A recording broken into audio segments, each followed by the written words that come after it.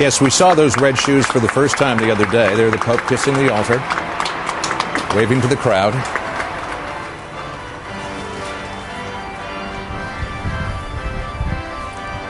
You know, showing that warmth that has taken many people by surprise. They thought that as the chief of the Congregation of the Doctrine of the Faith, he was detached, perhaps cold, strident, and now he's been showing a different side of himself over these past few days, really adopting the mantle of Pope, as his former chief advisor at the Congregation of the Doctrine of the Faith said, almost like a person out of central casting. He's fit into the role of Pope.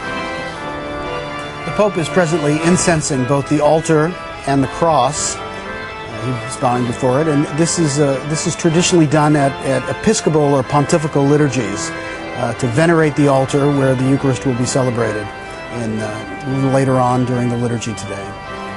The incense, of course, is a wonderful symbol of prayer. It symbolizes our prayer going up like incense before God. He's washing his hands. The mitre is being placed back on his head, and he'll be returning to his chair, to the throne of Peter, where he will formally begin the liturgy.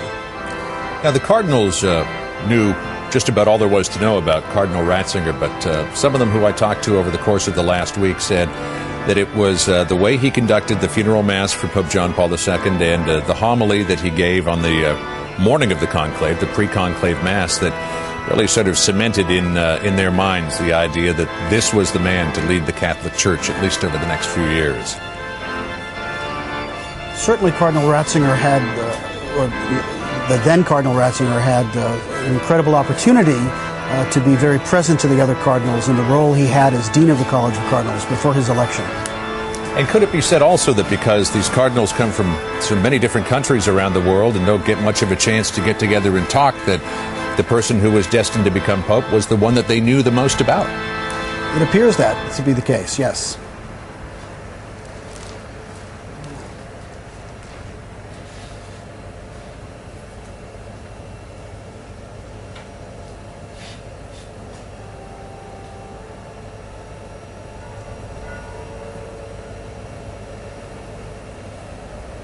In nomine Patris et Filii et Spiritus Sancti.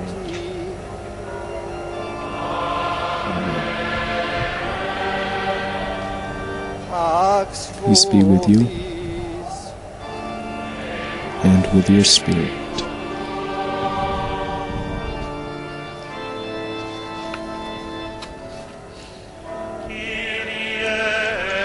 Lord, have mercy.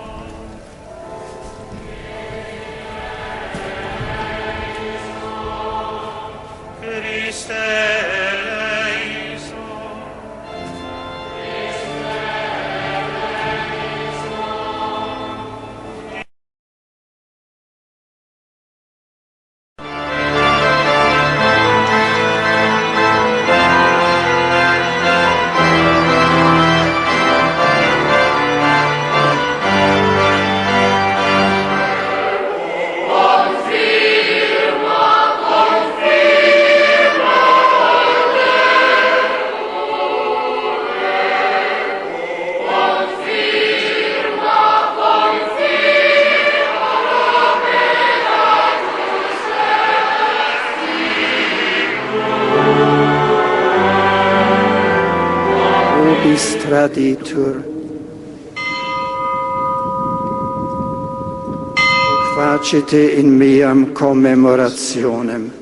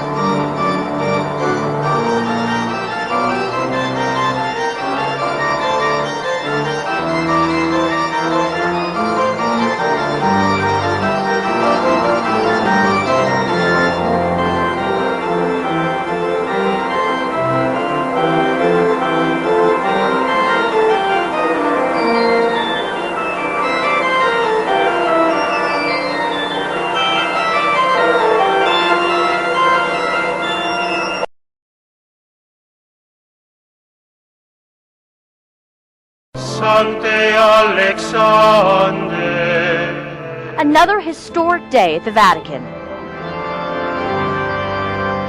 Hundreds of thousands of the faithful packed into St. Peter's Square for the formal installation of Pope Benedict XVI. During the inaugural Mass, the newly elected pontiff received traditional symbols of his papal authority: a white wool stole embroidered with 5 red silk crosses and a golden fisherman's ring. Pope Benedict then delivered his anxiously awaited homily. The former cardinal, long considered the Church's watchdog of theology, gave some indication of the direction his papacy will take. My real program of governance is not to follow my own will, not to pursue my own ideas, but to listen together with the entire Church to the word and the will of the Lord. An estimated 100,000 pilgrims from Pope Benedict's native Germany have come here to take part in the installation ceremony. This is the first time in 1,000 years that someone from their homeland has been elected Pope. I'm very surprised, but also happy because it's from Germany. And maybe we would be lucky to be able to attend his first Mass, and which luckily now it happens. Dignitaries from around the world also attended the Mass, ushering in the new Pope. Florida Governor Jeb Bush led the U.S. delegation. Once the ceremony ends, the 78-year-old pontiff is expected to be driven around the square to greet visitors and to signify hope for more than 1 billion Catholics as they adjust to their new spiritual leader. Greeting the masses after the installation is a way for Pope Benedict to soften his image. As the week has gone by, Vatican watchers say the normally shy Pope has grown increasingly comfortable in his new role. At the Vatican, I'm Terry Okita.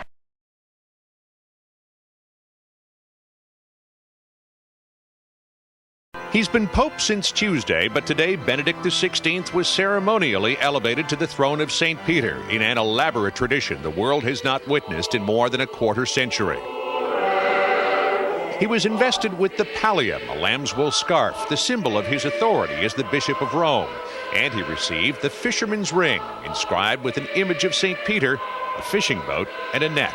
Sì, la Chiesa è viva. In his homily, Benedict continued the open and inclusive line he has walked since becoming Pope, telling the 500,000 people in St. Peter's Square, "My program of governance is not to do my own will, not to pursue my own ideas, but to listen." The son of Mary and Joseph Ratzinger, Benedict XVI seemed almost destined to become Pope. In fact, he tried to retire many times, but John Paul II kept saying no. An indication, perhaps, that he knew Benedict was the best man for the job.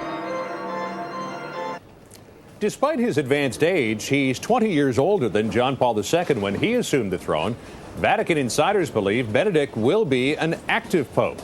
Every day is going to be interesting, said a former aide. The inauguration of the Pope is known as the ceremony of investiture.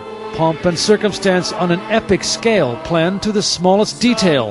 The final act in the transfer of power and infallible authority from the 263rd successor to St. Peter to the 264th, known hereafter as Benedict XVI. And while it may not look like it, this is the simple, modern version of a papal coronation, an effort to emphasize the new image of the Church as a more humble and less regal institution, while maintaining traditions that have evolved through 2,000 years of history. The most enduring symbol is the pallium, the simple scarf-like band of decorated lamb's wool placed on the Pope's neck.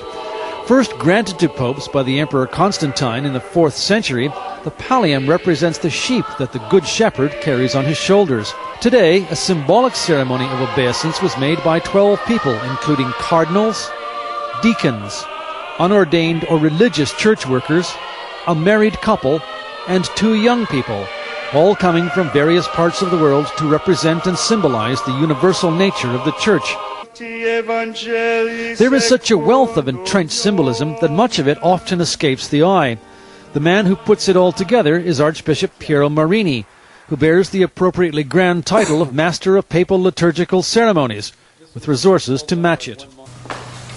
Deep in the Vatican are enormous wardrobes filled with thousands of vestments, robes, and other clothes and paraphernalia, many of them made especially for a specific occasion. Here, the resurrection of Christ. Every robe, whether worn by the Pope or his aides, has a story. Every chasuble has its own personality, and we use in different period of the year. Each item the Pope wears has its own significance.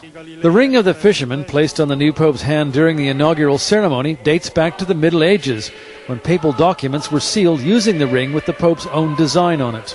Each seal is unique and is broken when the Pope dies. In fact, almost everything connected with papal and even normal church attire is steeped in history. This emerald-encrusted cross was used by Pius X, who ruled from 1903 to 1914. The new Pope is widely held to be a conservative who could take the Church back to a sterner past. But all indications so far, including his populist touch at the end, are leading to the conclusion that under Benedict XVI, the Church, like its pomp and ceremony, will continue to evolve to meet modern challenges. The Catholic Church entered a new era today, the era of Benedict XVI, the first new pope in a generation. After the 26-year reign of the most traveled pope in history, Benedict has an enormous task ahead of him, just trying to fill the shoes of John Paul II, let alone dealing with the difficult issues facing the Church. And while there are many questions as to whether the man known as a detached, strict defender of the Catholic faith can be the sort of universal pastor that his predecessor was, Benedict XVI today presented himself as a pope of the people. It was a majestic ritual not witnessed in more than a quarter century, the ceremonial elevation of Benedict XVI to the throne of St. Peter. The Pope was invested with the pallium, a lamb's wool scarf, the symbol of his authority. And he received the fisherman's ring, inscribed with an image of St. Peter, a fishing boat, and net. Among the 500,000 people to witness the event, Benedict's brother George, who in an interview raised doubts about the Pope's health, his ability to do the job. Questions no one in the square seemed concerned with on this day. I think everyone, sort of regardless of their religious beliefs or anything, just looked very overwhelmed, very sort of into the entire process and sort of unified by this amazing event that they were watching. Il nuovo programma di governo. In his homily, the Pope continued to walk the same line of humility and inclusiveness he has all week. My program of governance is not to do my own will, he said, not to pursue my own ideas, but to listen. An intellectual who surrounded himself with books, Benedict XVI must now wear the shoes of the fisherman as pastor to the world's 1 billion Catholics. Church officials have faith he can make the transition from strict doctrinaire to shepherd of a global flock. His job was to maintain the accuracy and clarity of the Catholic faith, and that's a difficult job. But he doesn't have that job anymore, and now he's a pastor. And I think we're going to see the pastor side of him emerge very nicely. The son of Mary and Joseph Ratzinger, Benedict XVI somehow seemed destined to become pope. In fact, he tried to retire many times, but John Paul II kept saying no. An indication, perhaps, that he felt Benedict was the best man for the job. While 8 languages were spoken during today's Mass, the Pope himself spoke only Latin and Italian, a disappointment to the estimated 100,000 Germans who were here, and to Spanish-speaking faithful who represent the most widely used language in the Church.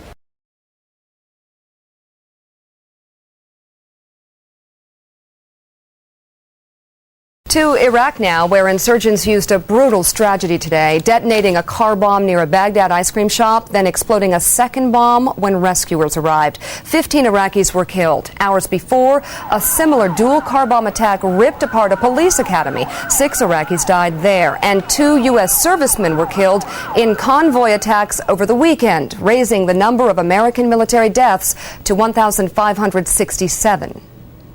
But the spiral of recent attacks has done little to inspire Iraq's leadership to get a new government off the ground. Lee Cowan joins us from Baghdad with more. Lee, good evening. Well, Mika, nobody really said that forming a new government here was going to be easy, but the longer this seems to take, the more difficult it seems to be, and time is actually starting to run out. The fact that Iraq has so far been unable to put meat on its government's bones is so worrying the U.S. government that it even sent Donald Rumsfeld to the region to nudge the process along. Nearly every week there's the promise that a cabinet will be named, but nearly every week, an empty podium. Everybody is waiting and everybody is in need to see some kind of stability and security. Suspicion and mistrust between Kurds and Shiites is partly to blame, along with what to do with the Sunnis, who in large part chose not to take part in the election. But there's also an apparent lack of focus. Last week, the Assembly spent hours arguing over whether they were given the proper respect at checkpoints. Then they spent another entire session arguing over traffic, saying it was getting so bad, many of the members weren't able to make it to the government sessions on time. Pressing matters indeed, but hardly ones that seem important when the government that would actually fix those problems hasn't been formed yet. Tomorrow, the Prime Minister says that he'll put forth a list of names of the people that he'd like to see in the cabinet. He says he's about 75% certain it's going to happen, although nobody here is really holding their breath. Mika? So, Lee, what if nothing happens tomorrow? How long can this go on? Well, not all that much longer, a little less than 2 weeks, in fact. If they don't come up with a cabinet by May 7th, then by law, the Prime Minister actually has to step down. They've got to get a new one, and the whole process starts all over again. So we're right back to square one. Lee Cowan in Baghdad, thank you.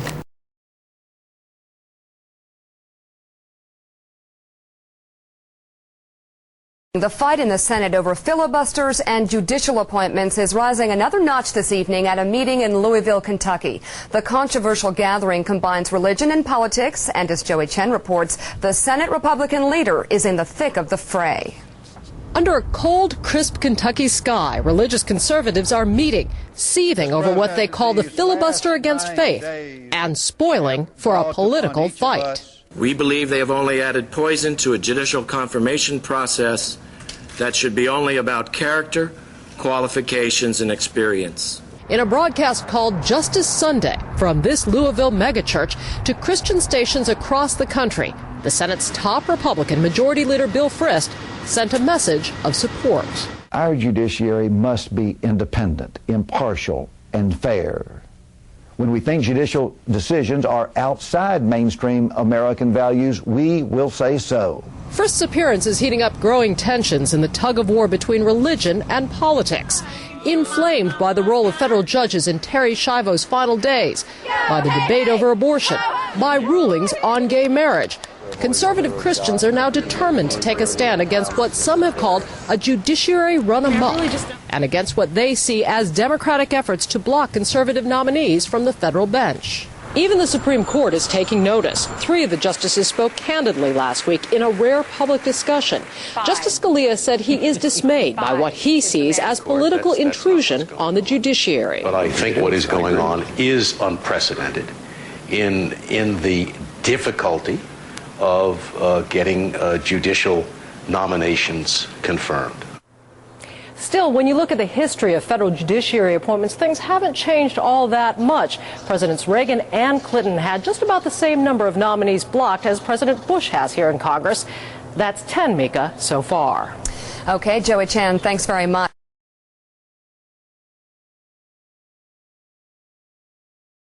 On the other side of Capitol Hill, House Majority Leader Tom DeLay came under still more scrutiny today for alleged financial improprieties. Randall Pinkston has more on the case of the telltale travel itinerary. Today's Washington Post published copies of an itinerary for House Minority Leader Tom DeLay, indicating that some expenses for DeLay and his wife on a 2000 trip to Scotland were paid for using credit cards belonging to 2 lobbyists. House rules forbid such gifts. One of those lobbyists, Jack Abramoff, is a target of a federal criminal investigation into possible fraud. The itinerary showing DeLay's name was sent to Abramoff's law firm and billed to a credit card which allegedly belonged to Abramoff. DeLay's lawyer told the Post the Majority Leader thought the trip was paid for by a non-profit organization, the National Center for Public Policy Research. DeLay refuses to comment on the allegations, but in Houston this weekend, he claimed he's being targeted because of his leadership of conservative causes.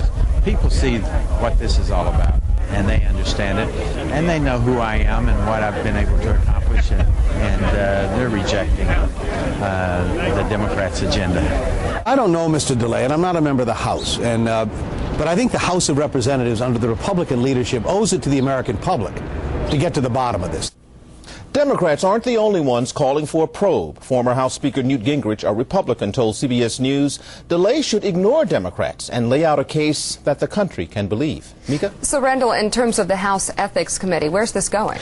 Well, right now it's deadlock. The Republicans have offered to launch an investigation into Tom DeLay, but they will only do it if the Democrats agree to a rules change. And the Democrats say if you change the rules, DeLay is off the hook. So no compromise, no investigation. All right, Randall Pinkston, thanks very much.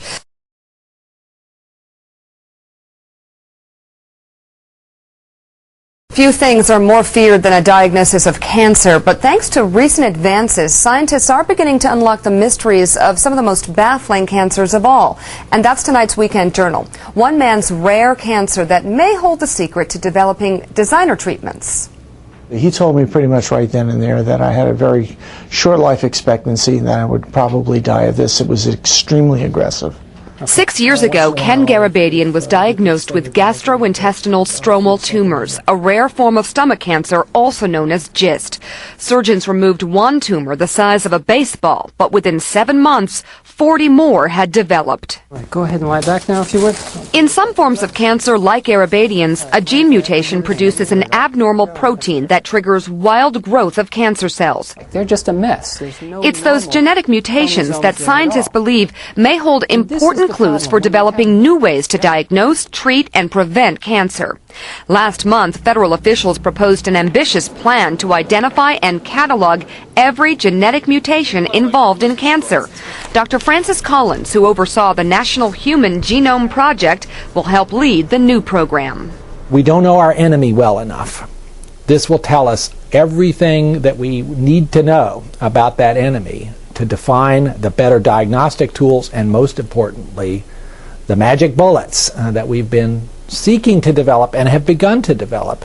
The Human Cancer Genome Project would seek to determine the DNA sequence in more than 12,000 tumor samples from 50 major types of cancer, such as breast cancer, childhood leukemia, and lung cancer.